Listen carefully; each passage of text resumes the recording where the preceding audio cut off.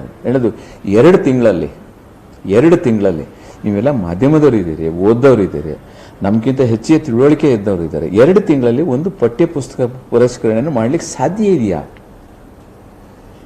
ಈಗಾಗಲೇ ಅವರು 2 ತಿಂಗಳಲ್ಲಿ ಮಾಡಿದ್ದಾರೆ. ಈಗ 1 ತಿಂಗಳಿಂದ ಪರಿಣಾಮಗಳನ್ನು ನೀವು ನೋಡ್ತಾ ಇದ್ದೀರಿ. 2 ತಿಂಗಳಲ್ಲಿ 1ನೇ ತರಗತಿಯಿಂದ 10ನೇ ತರಗತಿ ಹೆಚ್ಚು ಕಡಿಮೆ 1 ಕೋಟಿ ಜನ ಮಕ್ಕಳ ಭವಿಷ್ಯವನ್ನು ನಿರ್ಮಾಣ ಮಾಡ್ತಕ್ಕಂಥ ಒಂದು ಪಠ್ಯ ಪುಸ್ತಕ ಕ್ರಮದಲ್ಲಿ ಇವ್ರು ಮಾಡ್ತಕ್ಕಂಥ ಆಟ ಆಡೋದೇನಿದೆ, ಇವ್ರಿಗೆ ಬೇಕಾಗಿರ್ತಕ್ಕಂಥವ್ರನ್ನ ನೇಮಕ ಮಾಡಿಕೊಂಡು ಇವ್ರಿಗೆ ಬೇಕಾಗಿರ್ತಕ್ಕಂಥ ಪೂರಕವಾಗಿರ್ತಕ್ಕಂಥ ಸಾಹಿತ್ಯಗಳನ್ನು ಹಾಕೊಳ್ಳೋದು, ಎಲ್ಲೋ ಒಂದು ಕಡೆ ಯಾರ್ಯಾರನ್ನ ಕೈ ಬಿಡ್ತಾರೆ, ಯಾರ್ಯಾರು ಇತಿಹಾಸವನ್ನು ಕೈ ಬಿಡ್ತಾರೆ, ಇದೆಲ್ಲವೂ ಕೂಡ ನಾವು ಮುಖ್ಯ ಆಗುತ್ತೆ ಇವತ್ತು.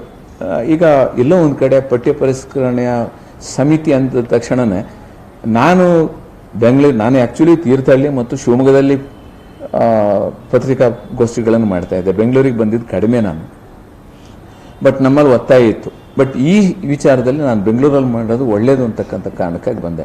ಯಾತಕ್ಕೆ ಅಂದರೆ ಪಠ್ಯ ಪರಿಷ್ಕರಣಾ ಸಮಿತಿ ಏನಿದೆ ಇದರೊಳಗೆ ಹಿಂದೆ ನಾನು ಶಿಕ್ಷಣ ಸಚಿವನಾದಂಥ ಸಂದರ್ಭದಲ್ಲಿ 13ರಿಂದ 16 ಮೇ 19ರವರೆಗೆ ನಾನು ಇಲ್ಲಿ ಮೇ 16ರವರೆಗೆ ನಾನು ಶಿಕ್ಷಣ ಸಚಿವರಾಗಿ ನಾನು ಕಾರ್ಯನಿರ್ವಹಿಸಿದೆ. ಆ ಸಂದರ್ಭದಲ್ಲಿ ನಾನು ಕೂಡ ಪಠ್ಯ ಪರಿಷ್ಕರಣಾ ಸಮಿತಿಯ ರಚನೆಯನ್ನು ಪ್ರಕಟ ಮಾಡಿದ್ದೆ. ನಾನು ಮಾಡೋದಕ್ಕಿಂತ ಮುಂಚೆನೂ ಕೂಡ ತುಂಬ ಚರ್ಚೆ ಮಾಡಿ ಅದಕ್ಕೆ ಕಾರಣಗಳೇನಿದ್ವು ಅಂತಂದರೆ, ನಿಮ್ಮೆಲ್ರಿಗೂ ಮಾಹಿತಿ ಇರಲಿ, ನಮ್ಮಲ್ಲಿ ನಾನೊಂದು ಮಾಹಿತಿ ಕಲೆಕ್ಟ್ ಮಾಡಿದೆ. ನಮ್ಮ ಎಜುಕೇಷನ್ ಡಿಪಾರ್ಟ್ಮೆಂಟಲ್ಲಿ ರಾಜ್ಯ ಏನಿತ್ತು ಸ್ಟೇಟ್ ಸಿಲೆಬಸ್ ಇತ್ತು, SSLCಯಲ್ಲಿ ಮಾರ್ಕ್ಸ್ ಪಡೀತಕ್ಕಂಥವರಲ್ಲಿ 98 to 99% ಅವರು ಕೂಡ ನೀಟು ಮತ್ತು CET-ನಲ್ಲಿ ಕಡಿಮೆ ಅಂಕ ತಗೊಳ್ಳೋರು. ಇಲ್ಲಿ 98-99% ಅವರಿಗೂ ಸ್ಕೋರ್ ಮಾಡೋರು. ಆ್ಯಕ್ಚುಲಿ ಭದ್ರಾವತಿ ಒಬ್ಬ ಹುಡುಗ 625, 625 ನಾನು ಮನೆಗೆ ಹೋಗಿ ಸನ್ಮಾನ ಮಾಡಿದೆ. ಈ ರೀತಿಯ ಆದರೆ CET-ನಲ್ಲಿ ಕಡಿಮೆ ಅಂಕ. ಕಾರಣ ಏನು ಅಂತ ಹೇಳಿದ್ರೆ, ನಮ್ಮ ಭಾರತದ ಶಿಕ್ಷಣ ವ್ಯವಸ್ಥೆನಲ್ಲಿ 3 ಟೈಪ್ ಪ್ರಜೆಗಳನ್ನು ನಿರ್ಮಾಣ ಮಾಡ್ತಾ ಇದ್ದೀವಿ. ಸ್ಟೇಟ್ ಸಿಲೆಬಸ್ನಲ್ಲಿ ಒಂದು ಭಾರತ, CBSE-ನಲ್ಲಿ ಒಂದು ಭಾರತ, ICSE-ನಲ್ಲಿ ಒಂದು ಭಾರತವನ್ನು ನಿರ್ಮಾಣ ಮಾಡ್ತಾ ಇದ್ದೀವಿ.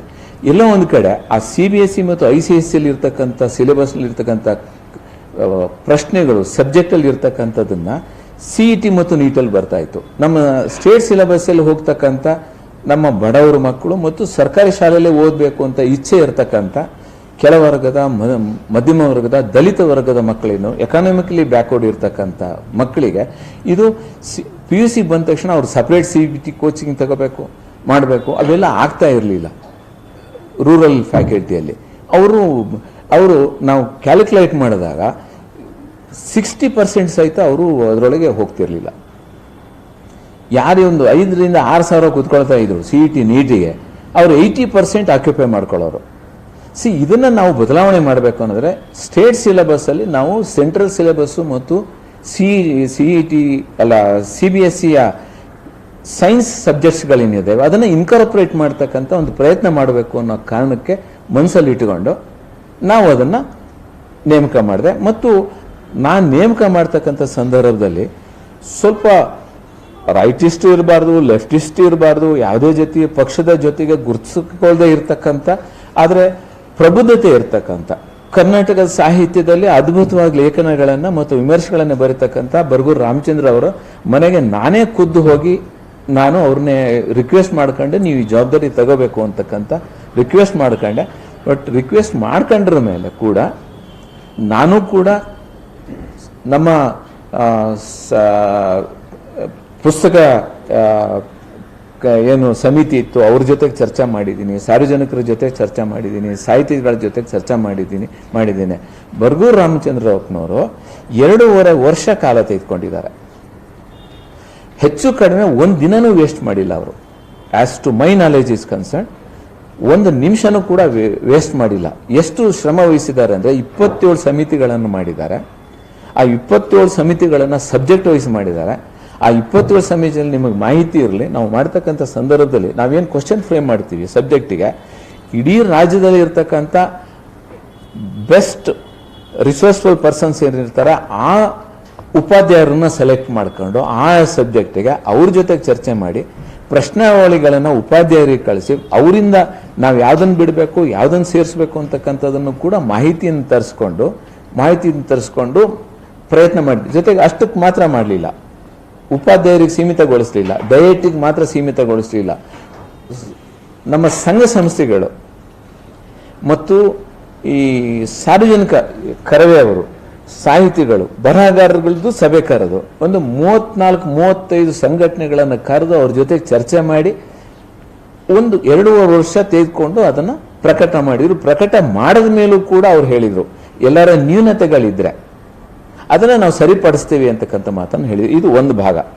ಇದೆಲ್ಲ ಆದ ಮೇಲೆ ಬಿಫೋರ್ ಇಂಪ್ಲಿಮೆಂಟಿಂಗ್ ಇಟ್ ಶಾಸನ ಸಭೆಯಲ್ಲಿ ಚರ್ಚೆ ಆಗಿದೆ, ವಿಧಾನ ಪರಿಷತ್ತಲ್ಲಿ ಚರ್ಚೆ ಆಗಿದೆ. ಶಾಸನಸಭೆ ಚರ್ಚೆಯಲ್ಲಿ ಇವರು ಕೂಡ ಭಾಗವಹಿಸಿದ್ದಾರೆ. ಬಿಜೆಪಿಯವರು ಇದ್ರು, ವಿರೋಧ ಪಕ್ಷದ ನಾಯಕರು ಜಗದೀಶ್ ಶೆಟ್ಟರ್ ಇದ್ರು ಕೆಳಮನೆಯಲ್ಲಿ, ಮೇಲ್ಮನೆಯಲ್ಲಿ ಈಶ್ವರಪ್ಪ ಮತ್ತು ಸದಾನಂದ ಗೌಡರು ಇದ್ರು.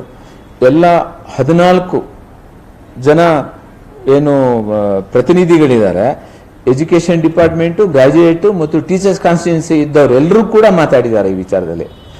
ನಾನು ಈ ವಿಚಾರವನ್ನು ಈ ರೀತಿ ಪ್ರಶ್ನೆ ಹೇಳಿದ ಮೇಲೆ ಕೆಳಮನೆಯಲ್ಲೂ ಒಪ್ಪಿಗೆ ಕೊಟ್ಟಿದ್ದಾರೆ, ಮೇಲ್ಮನೆಯಲ್ಲೂ ಒಪ್ಪಿಗೆ ಕೊಟ್ಟಿದ್ದಾರೆ. ಈಗ ಇವ್ರು ಏನು ಮಾಡಿದ್ದಾರೆ ಅನ್ನೋದು ಜನರಿಗೆ ಹೇಳಲಿ. ನಾನು ಯಾರ ಜೊತೆಗೆ ಚರ್ಚೆ ಮಾಡಿದ್ದೀನಿ, ಯಾವ ಸಂಘಟನೆ ಜೊತೆ ಚರ್ಚೆ ಮಾಡಿದ್ದೀನಿ, ಯಾವ ಉಪಾಧ್ಯಾಯರ ಜೊತೆಗೆ ಚರ್ಚೆ ಮಾಡಿದ್ದೀನಿ, ಮತ್ತು ಇವ್ರ ಎಜುಕೇಶನ್ ಏನು, ಇವರಿಗೆ ಇರ್ತಕ್ಕಂಥ ಸಾಹಿತ್ಯ ಏನು, ಇವರು ಬರಹಗಾರರ ಮೇಲೆ ಮಾಡಿರೋ ದಾಳಿ ಇದೆಯಲ್ಲ, ಮೊನ್ನೆ ನೋಡಿದಾಗ ನಮಗೆ ಬೆಂಕಿ ಉರಿಯುತ್ತೆ. ಬರಹಗಾರರು ಅಂದ ತಕ್ಷಣನೇ ಅದು ಫಾಸ್ಟ್ ಫುಡ್ ಪ್ರಿಪರೇಷನ್ನ ಒಬ್ಬ ಇಂಗ್ಲಿಷ್ನಲ್ಲಿ ಬರತಕ್ಕಂಥ ಒಂದು ಕಾದಂಬರಿ ಇಡೀ ಪ್ರಪಂಚದಲ್ಲಿ ಇವತ್ತು ಹರಡ್ತಾ ಇದೆ. ಒಂದೇ ಕಾದಂಬರಿ ಬರೆದಿದ್ದವನು. ಈಗ ಈ ಕಾದಂಬರಿ ಬರೆಯೋದು, ಸಾಹಿತ್ಯ ಬರೆಯೋದು ಅಂದ್ರೆ ದಿನನಿತ್ಯ ಅದೇ ಕೆಲಸ ಮಾಡೋದು ಅಂತನಾ? ಏನು ಅವ್ರ ಅರ್ಥ ಏನಂತ ನನಗೆ ಅರ್ಥ ಆಗಲಿಲ್ಲ. ಅವ್ರೇನು ಪ್ರತಾಪ್ ಸಿಂಹ ಅವರು ಮಾತಾಡ್ತಕ್ಕಂಥದ್ದಾಗಲಿ, ನಮ್ಮ ಸಿ ಟಿ ರವಿ ಮಾತಾಡ್ತಕ್ಕಂಥದ್ದಾಗಲಿ, ಅಥವಾ ಇವರು ಹೇಳ್ತಕ್ಕಂಥ ರೀತಿ ಇದೆಯಲ್ಲ, ಈ ಪಠ್ಯಪುಸ್ತಕ ಬಗ್ಗೆ ಮತ್ತು ನಮ್ಮ ಸಿದ್ದರಾಮಯ್ಯವ್ರ ಬಗ್ಗೆ ಅವ್ರು ಉತ್ತರ ಕೊಡ್ತಕ್ಕಂಥ ವಿಚಾರದಲ್ಲಿ ನನಗೆ ಅರ್ಥ ಆಗ್ತಿಲ್ಲ. ಇಲ್ಲ ಒಂದು ಕಡೆ ಇವರು ಯಾರೋ ಓದ್ಕೊಂಡೇ ಇಲ್ವಾ ಅಂತ ಇವರು ಹೇಳೋದು. ಕಾಂಗ್ರೆಸ್ ಬಗ್ಗೆ ಮಾತಾಡ್ತಾರೆ, ಸಾಹಿತಿಗಳೆಲ್ಲ ಅಂತ ಹೇಳ್ತಾರೆ. ಯಾರು ಸಾಹಿತಿಗಳಲ್ಲ? ಪಂಪ ಎಷ್ಟು ಬರೆದಿದ್ದಾರೆ, ಆದಿಕವಿ ಪಂಪ ಎಷ್ಟು ಬರೆದಿದ್ದಾರೆ, ರನ್ನ ಎಷ್ಟು ಬರೆದಿದ್ದಾರೆ. ಬಂದಿದ್ದು ಒಂದೊಂದು ಸಾಹಿತ್ಯ ಇನ್ನೂ 2000 ವರ್ಷ ಕಳೆದು ಹೋಗೋದಿಲ್ಲ. ಒಂದೊಂದು ಕೃತಿಗಳು ಇನ್ನೂ ಕಳೆದು ಹೋಗೋದಿಲ್ಲ. ಇವ್ರು ಕಾಮೆಂಟ್ ಮಾಡೋದು ನೋಡಿದ್ರೆ, ಮಾತು ಎತ್ತಿದ್ರೆ ಇವರು ಇಟಲಿ ಕಾಂಗ್ರೆಸ್. ನಾನು ತಮ್ಮಲ್ಲಿ ಒಂದು ಪ್ರಶ್ನೆ ಕೇಳ್ತೇನೆ, ಎಲ್ಲ ವರ್ಗದ ಜನನೂ ಇದ್ದೀರಾ ನೀವು, ಈ ಮನುಸ್ಮೃತಿ ಬಗ್ಗೆ ಯಾಕೆ ಪ್ರಶ್ನೆ ಮಾಡಲ್ಲ ಇವರು? ಕಾಂಗ್ರೆಸ್ನವರ ಜಾತಿ ವ್ಯವಸ್ಥೆ ಮಾಡಿರೋದು. They are questioning it. ನೀವು ಜಾತಿ ವಿಭಾಗ ಮಾಡ್ತೀರಿ, ಧರ್ಮ ವಿಭಾಗ ಮಾಡ್ತೀರಿ. ಜಾತಿ ವಿಭಾಗ ಮಾಡಿರೋದು ಮನುಸ್ಮೃತಿ, ಕಾಂಗ್ರೆಸ್ ಅಲ್ಲ. ಮನುಸ್ಮೃತಿಗೆ 4000 ವರ್ಷದ ಇತಿಹಾಸ ಇದೆ ಅಂತ ಅವರೇ ಹೇಳ್ತಾರೆ, ನಾನು ಹೇಳೋದಲ್ಲ. ಮನುಸ್ಮೃತಿ ಶ್ರೇಣೀಕೃತ ಸಮಾಜವನ್ನ ನಿರ್ಮಾಣ ಮಾಡಿರ್ತಕ್ಕಂಥದ್ದು. They have to answer for that. Indira ಗಾಂಧಿಗೆ ಆನ್ಸರ್ ಮಾಡೋದು ಬೇಕಾಗಿಲ್ಲ, ನೆಹರು ಆನ್ಸರ್ ಮಾಡೋದು ಬೇಕಾಗಿಲ್ಲ, ಸೋನಿಯಾ ಗಾಂಧಿ ಆನ್ಸರ್ ಮಾಡೋದು ಬೇಕಾಗಿಲ್ಲ. They have to answer for Manusmriti. C T Ravi, Pratap Simha ಇವರೆಲ್ಲ ಏನಿದ್ದಾರೆ, ಈಶ್ವರಪ್ಪನವರು, ನನ್ನ ಲೆಕ್ಕದಲ್ಲಿ ಅವ್ರು ಯಾರು ಕೂಡ ಕೃತಿ ಸಂಘ ರೂಪದರ್ಶನವನ್ನ, ಚಿಂತನ ಗಂಗಾನ ಓದ್ಕೊಂಡಿಲ್ಲ ಕರೆಕ್ಟಾಗಿ. They have not read it. ಅವರು ಬಹಿರಂಗ ಚರ್ಚೆಗೆ ಬರೋದ್ರೆ ನಾನು ಖಂಡಿತ ಕೂತ್ಕೊಳ್ತೇನೆ. ಸಿ ಟಿ ರವಿ ಆಗಲಿ, ಕೃತಿ ಸಂಘ ರೂಪದರ್ಶನ ಮತ್ತು ಚಿಂತನ ಗಂಗಾದಲ್ಲಿ ಏನಿದೆ ಅನ್ನೋದನ್ನ ಅವ್ರು ಹೇಳಬೇಕು. ಚಿಂತನ ಗಂಗಾ ಪುಸ್ತಕ ನನ್ನ ಹತ್ರ ಇದೆ. ಇಲ್ಲಿ ಒಂದು ಜಾತಿ, ಒಂದು ಧರ್ಮ, ಒಂದು ಭಾಷೆ, ಒಂದು ಬಾವುಟ ಇಲ್ಲಿದೆ. ಪುಟಗಳ ಸಂಖ್ಯೆಯನ್ನು ಮಾರ್ಕ್ ಮಾಡ್ಕೊಂಡು ಬಂದಿದ್ದೀನಿ. They have to answer for it. ಇದನ್ನು ಇಟಲಿ ಕಾಂಗ್ರೆಸ್ ಅನ್ನೋದು ಯಾಕೆ? ಸುಮ್ಮನೆ ನಿಮಗೆ ಅಕಾಡೆಮಿಕ್ ಇಂಟ್ರೆಸ್ಟ್ ಇಂದ ಹೇಳ್ತೇನೆ. ಇವತ್ತು ಅಮೆರಿಕದಲ್ಲಿ ಯಾರು ಉಪರಾಷ್ಟ್ರಪತಿ ಯಾರು? ಅವರು ಎಲ್ಲಿ? ಅವರು ಮೂಲ ಯಾವುದು? ಅವ್ರು ಮಡ್ರಾಸ್ನವರು. ಅವ್ರು ಯಾರು ಪ್ರಶ್ನೆ ಕೇಳಲಿಲ್ಲ ಅಲ್ಲ. ಇಲ್ಲಿ ದೇಶಕ್ಕಾಗಿ ತ್ಯಾಗ ಮಾಡಿದವ್ರನ್ನ ಕೇಳ್ತಾರೆ ಇವರು. ಇಂದಿರಾ ಗಾಂಧಿ ಕೇಳ್ತಾರೆ, ಸೋನಿಯಾ ಗಾಂಧಿ ಕೇಳ್ತಾರೆ, ರಾಜೀವ್ ಗಾಂಧಿ ಕೇಳ್ತಾರೆ ಇವರು. ಅವ್ರು ಕೇಳಿದ್ರೆ ಅವರು ಒಬಾಮ ಅಮೆರಿಕದವನು. ಅವನು ಈಸ್ ಒಬ್ಬ ಅರ್ಧ ಮುಸ್ಲಿಮ್ ಹೌದು, ಅರ್ಧ ಬ್ಲಾಕ್ ಹೌದು. ಇವತ್ತು ಬ್ರಿಟಿಷಿನ ಫೈನಾನ್ಸ್ ಮಿನಿಸ್ಟರ್ ಯಾರು? ಸುಧಾಮೂರ್ತಿ ಅವರ ಅಳಿಯ.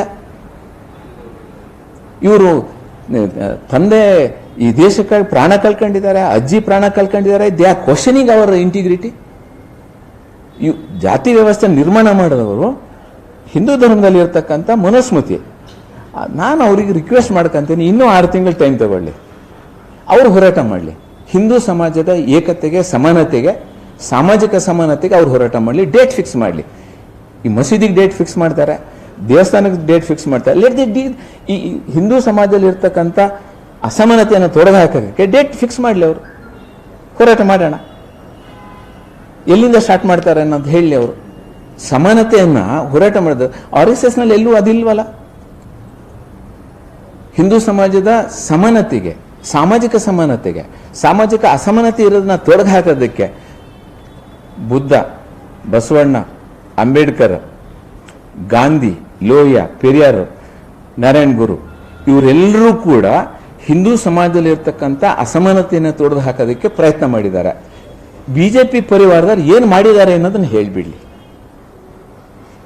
ಉಪದೇಶ ಮಾಡೋದಲ್ಲ, ಒಟ್ಟಿಗೆ ಕೂತ್ಕೊಂಡು ಕಾಫಿ ಕುಡಿಯೋದೇ ಪರಿವರ್ತನೆ ಅಲ್ಲ. ಒಟ್ಟಿಗೆ ಕುಡಿಯೋದು, ಕಾಫಿ ಕುಡಿಯೋದು, ಒಟ್ಟಿಗೆ ರೈಲಲ್ಲಿ ಪ್ರಯಾಣ ಮಾಡೋದು ಅದು ಪರಿವರ್ತನೆ ಅಲ್ಲ. ಪರಿವರ್ತನೆ ಇನ್ನೂ ಬೇಕಾದಷ್ಟು ಇದ್ದಾವೆ. ಅದ್ರ ಬಗ್ಗೆ ಆನ್ಸರ್ ಮಾಡಬೇಕಾಗತ್ತೆ. ಅದರಿಂದ ಈ ಪುಸ್ತಕ ಏನಿದೆ ಪರಿಷ್ಕರಣಾ ಸಮಿತಿನೇ, ಇದನ್ನ ರದ್ದು ಮಾಡೋದು ಮಾತ್ರ ಅಲ್ಲ, ಇವ್ರನ್ನ ವಜಾ ಮಾಡೋದು ಮಾತ್ರ ಅಲ್ಲ, ಏನು ಹಿಂದೆ ಇತ್ತು ಅದನ್ನು ಅನುಷ್ಠಾನ ಮಾಡಲಿ. ಇದನ್ನು ವಾಪಸ್ ತೆಗೆದುಕೊಳ್ಳಿ. ಇವತ್ತಿನ ಪುಸ್ತಕಗಳನ್ನು ವಾಪಸ್ ತಗೊಳ್ಳಿ. ಅವ್ರೇನು ಪ್ರಕಟಣೆ ಮಾಡಿದ್ದಾರೆ ಇವತ್ತು ಅದನ್ನ ಮಕ್ಕಳಿಗೆ ವಿತರಣೆ ಮಾಡೋದು ಬೇಡ, ಅದನ್ನು ವಾಪಸ್ ತಗೋಬೇಕು. ಅವರು ದೇ ಶುಡ್ ವಿಡ್ರಾ ಇಟ್. ಹೊಸ ಸಮಿತಿ ರಚನೆ ಮಾಡಲಿ. ಎಲ್ಲ ಸಾಹಿತಿ ಬರಗಾರರ ನಾವೇನು ಚರ್ಚೆ ಮಾಡಿದ್ದೀವಿ ಸದನದಲ್ಲಿ ಚರ್ಚೆ ಆಗಲಿ. ಸದನದಲ್ಲಿ ಚರ್ಚೆ ಮಾಡಕ್ಕೆ ಯಾಕೆ ಹೆದರ್ತಾರೆ? ರೋಹಿತ್ ಚಕ್ರವರ್ತಿಗೆ ನಾ ಹೇಳೋದಾಗ್ಲಿ, ನಮ್ಮ ಎಜುಕೇಶನ್ ಮಿನಿಸ್ಟರ್ ಯಾಕೆ ಹೆದರಿಕೆನ ಅವರಿಗೆ ಅಸೆಂಬ್ಲಿಲಿ ಮಾತಾಡೋಕ್ಕೆ? ಅಸೆಂಬ್ಲಿಲಿ ಚರ್ಚೆ ಮಾಡಲಿ. ಪರಿಷ್ಕರಣೆ ವಿಚಾರವನ್ನ ನಾನು ಇಷ್ಟು ಜನರ ಜೊತೆ ಚರ್ಚೆ ಮಾಡಿದ್ದೀನಿ, ಆಮೇಲೆ ನಾನು ಇಂಪ್ಲಿಮೆಂಟ್ ಮಾಡಿ ಲೆಟ್ ದಿ ಆನ್ಸರ್ ಇಟ್.